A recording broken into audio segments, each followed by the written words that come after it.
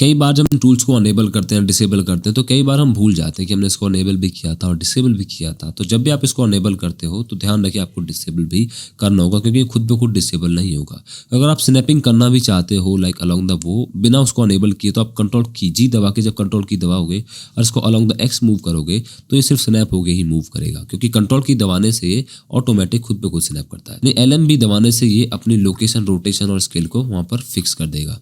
इस तरह से मैंने इसको यहाँ पर मूव किया तो LMB दबाते ही इसने श्योर कर लिया। और अगर मैं राइट क्लिक दबाता हूँ यानी कि RMB, तो ये इसको कैंसिल कर देगा। लाइक मैंने इसको यहाँ पर मूव किया, LMB दबा के श्योर कर दिया, या फिर कंट्रोल से दबा के मूव किया, लेकिन मैं चाहता हूँ कि इसको मैं यहाँ मूव ना करूँ, तो RMB दबा के इसके मूवमेंट को या स्केलिंग को या रोटेशन को कैंसिल कर सकता हूँ। हाँ, तो वो वाले फीचर जो ग्लोबल था वो ओरिएंटेशन मुझे यहाँ भी देखने को मिल जाता है। डिफ़ॉल्ट जो वहाँ पर था वही दिखाएगा, बाकी और भी ऑप्शंस यहाँ देखने को मिल जाते हैं। ड्रैग इसकी ज़रूरत नहीं पड़ेगी, वही वाला जो बॉक्स था, बॉक्स सेलेक्ट करना चाहते हो वो सारी चीज़ें। अब आपके पास यहाँ पर जैसे आप ऑब्जेक्ट को सेलेक्ट करके दिखाते हो तो ये दिखाता है आपके पास बहुत सारे मोड्स हैं, लाइक ऑब्जेक्ट है, एडिट मोड है, स्कल्प्ट मोड है जहाँ पर स्कल्प्टिंग कर सकते हो, vertex paint, weight paint, texture paint, अलग अलग जो फीचर्स हैं, काफ़ी कुछ है। कन्फ्यूजन सी होगा तो हम ज़्यादा नहीं, फिलहाल हम समझेंगे ऑब्जेक्ट और एडिट मोड में क्या फ़र्क होता है। मान के चलो कि मैंने एक और क्यूब ऐड कर लिया या फिर एक सिलेंडर ऐड किया इस बार, और इसको एक्स डायरेक्शन में स्नैप करते हुए, कंट्रोल दबाते हुए यहाँ पर मूव कर दिया। स्नैपिंग कई बार बहुत ज़्यादा ज़रूरत होती है और अगले से अगले चैप्टर में हम स्नैपिंग के रोल को काफ़ी अच्छे से समझेंगे। फिलहाल मैंने इसको मूव कर दिया। अब मैं चाहता हूं कि इन दोनों ऑब्जेक्ट को मैं एडिट कर सकूं, मतलब कि मैं ए दबाऊंगा तो ए से मैं जितने भी ऑब्जेक्ट व्यू पोर्ट में होंगे सबको सेलेक्ट कर सकता हूं, या फिर इस तरह से भी सेलेक्ट कर सकता हूं। ए दबाने से ऑल सिलेक्शन होगा। अगर मैं इसको सेलेक्ट करता हूं या फिर इसको सेलेक्ट करता हूं तो मैं स्केल कर रहा हूं तो पूरा स्केल हो रहा है, रोटेट कर रहा हूं तो पूरा रोटेट हो रहा है, या फिर अगर मैं इसको मूव करता हूं तो पूरा एक साथ मूव हो रहा है। लेकिन मैं चाहता हूं कि इसके कुछ पार्टिकुलर पॉइंट्स को ही एक साथ मूव कर सकूं, तो उसके लिए मुझे एडिट मोड में जाना होगा। एडिट मोड में जाने के बाद अब मैं जो भी मूवमेंट करूंगा या फिर ए दबाऊंगा तो जो मेरे पास ऑब्जेक्ट ऑलरेडी एडिट मोड में था सिर्फ उसी को मैं सेलेक्ट कर सकता हूं।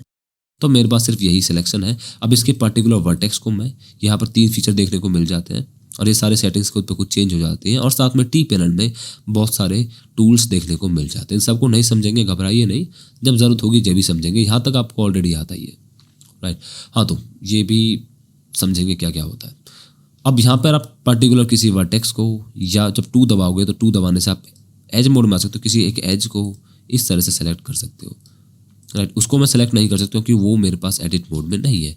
इस तरह से आप किसी एक एज को सेलेक्ट कर सकते हो और किसी एक एज को ही जी दबा के, रोटेट दबा के या स्केल दबा के आप मूव या चेंज कर सकते हो। तो ऐसे आप किसी एक पर्टिकुलर ऑब्जेक्ट की एडिट मोड में आके ट्रांसफॉर्मेशन कर सकते हो अलोंग द कोई सा भी एक्सिस हो, लाइक स्केल करना चाहते हो एज को या रोटेट करना चाहते हो। और 3 से आता है फेस मोड, जिससे हम फेस को स्केल रोटेट कर सकते हैं। कुछ इस तरह से मूव करना चाहते हैं मूव कर सकते हैं, और रोटेट करना चाहते हो तो रोटेट भी हो सकता है। अब एडिट मोड का फ़ायदा ये है ऑब्जेक्ट मोड के ऊपर, ऑब्जेक्ट मोड में आप सारे ऑब्जेक्ट को एक साथ संभाल सकते हो, लेकिन ज़्यादातर काम आपका एडिट मोड में ही होगा, क्योंकि आप 1 दबा के वर्टेक्स मोड में आ सकते हो जैसे कि। और मैं चाहता हूँ कि आप शॉर्टकट याद रखो, 1 दबाने से वर्टेक्स मोड, 2 दबाने से एज और 3 दबाने से फेस मोड। सिंपल सा है। और तो 1 दबा के वर्टेक्स मोड में आया तो किसी एक वर्टेक्स को ऊपर ला सकता हूँ, लाइक शेप चेंज करना चाहता हूँ, इसको नीचे ला सकता हूँ कुछ इस तरह से, इसको ऊपर, इसको इस तरह से।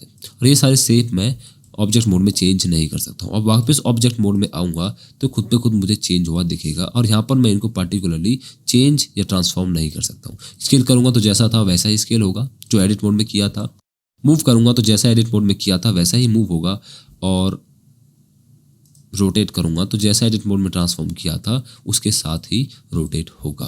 तो ऑब्जेक्ट मोड की प्रायोरिटी एडिट मोड से ज़्यादा है, यानी कि जो एडिट मोड में चेंज होगा उसके बाद अगर आप इसको मूव करना चाहते हो लोकेट, तो आप ऑब्जेक्ट मोड की मदद से कर सकते हो। बाकी आप कर तो एडिट मोड में भी सकते हो, लेकिन उसके नुकसान है कुछ और फ़ायदे भी हैं, वो हम समझेंगे बाद में। फिलहाल अगर आप ऑब्जेक्ट मोड में कोई भी चीज़ स्केल या रोटेट करते हो तो आपकी ट्रांसफॉर्मेशन खुद पे खुद चेंज हो जाती है। फिलहाल ये 111 है और रोटेशन 111 है, कोई प्रॉब्लम नहीं है। लेकिन अगर इसकी बात करें तो यहाँ भी 111 है। अब ये हम चाहते हैं कि 000 रहे और ये 111 रहे, क्योंकि कई बार हम मॉडिफायर ऐड करेंगे जिसके बारे में आपको थोड़ा बहुत आइडिया दिया था, वहाँ प्रॉब्लम हो जाती है इनकी वजह से। वो हम बाद में समझेंगे तीसरे चैप्टर में। तो ये था एडिट मोड। बाकी और भी मोड्स होते हैं, सबको हम अभी समझ नहीं रहे। जैसे मान के चलो मैं इसके एडिट मोड में आया तो मैं किसी एक वर्टेक्स को चुन सकता हूँ या किसी एक पूरी एज को चुन सकता हूँ और इसको मूव कर सकता हूँ, लोकेट कर सकता हूँ या रोटेट कर सकता हूँ। जैसे कि मैंने इस वाली एज को शिफ्ट दबा के सेलेक्ट किया, शिफ्ट दबाए रखा, इसको सेलेक्ट किया और फिर से शिफ्ट दबा के इसको सेलेक्ट कर लिया, जिससे मेरे पास चारों एज सेलेक्ट हो गई है। अब 7 दबा के टॉप व्यू में आया और इस तरह से इनको स्केल किया।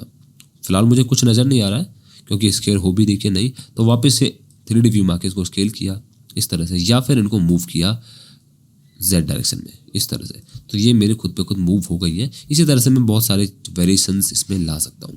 तो एडिट मोड काफ़ी काम की चीज़ है और ज़्यादातर यूज़ होगा व्यू पोर्ट में, खासकर एडिट मोड में ही काम होगा। और भी बहुत सारे ऑप्शंस हैं यहाँ पर, वर्टेक्स मोड, स्कल्प मोड, ये सबको 1 बाय 1 समझेंगे। बाकी मैंने बताया ऐड से आप ऑब्जेक्ट ऐड कर सकते हो, कोई भी चीज़ ऐड करना चाहते हो, ऑब्जेक्ट जो भी आपके पास ऑब्जेक्ट सेलेक्टेड है उस ऑब्जेक्ट के ऊपर ट्रांसफॉर्म करना चाहते हो, और स्केल, वो सारी चीज़ें जो हम शॉर्टकट से करेंगे वो यहाँ भी आके कर सकते हैं। शेड स्मूथ करना चाहते हो, सारी चीज़ें, इन सब की जब ज़रूरत होगी जब आपको समझाते चलेंगे। व्यू से आप वो जहाँ पर दिख रहा था वो वाला ऑप्शन है, और सेलेक्ट से आप किस तरह से सेलेक्ट करना चाहते हो वो सब।